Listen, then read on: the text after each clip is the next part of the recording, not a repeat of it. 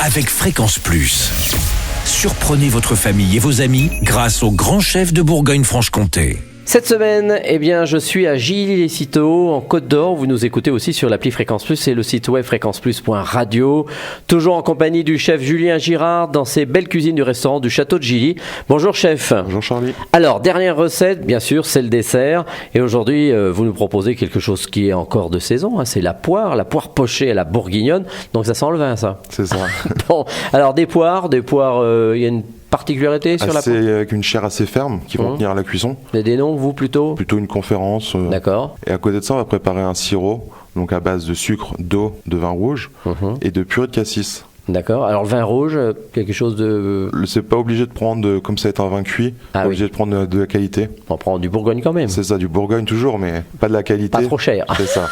Parce que pour une cuisson, ce serait dommage. D'accord. Donc une fois qu'on a son vin... Une fois qu'on a son vin, on mélange tout. Le vin rouge, le cassis.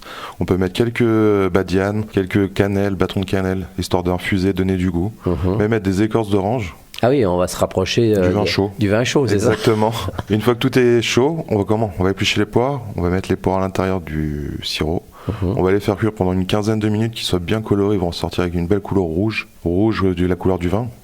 Une fois que c'est cuit, on les retire, on les met refroidir, et à côté de ça, on peut faire avec une petite glace, vanille, chantilly, et c'est prêt à servir. Et ben voilà, comme ça on finit bien le repas et on attaque cette rentrée de façon sympathique. Merci en tous les cas, Julien Girard, de nous avoir accueillis ici dans ce beau château. Vous êtes là depuis combien de temps, vous ? Moi, ça va faire 2 ans. 2 ans. Donc, et ce château va se transformer dans quelques mois pour retrouver une nouvelle splendeur. Exactement. Et puis vous avez été, il n'y a pas très longtemps, nommé ambassadeur du savoir-faire 100% Côte d'Or. Ça, c'est une nouvelle affiche. C'est nouveau, oui, et c'est pour ça qu'on met en avant tous les producteurs locaux avec lesquels on travaille. Donc, si on vient au Château de Gilly, il y a un menu 100% Côte d'Or. C'est ça. On a des plats qui sont typiques 100% Côte d'Or, où on essaie de trouver une petite côte originale aussi pour éviter de faire tous pareil. Mais on est du 100% Côte d'Or, nos plus proches producteurs, il y a 6 km. Ah oui.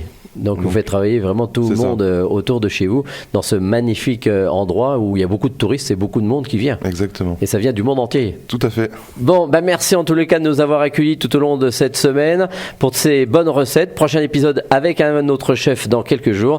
Et d'ici là, chouchoutez vos papilles. Chaque semaine, découvrez les meilleures recettes des grands chefs de Bourgogne-Franche-Comté.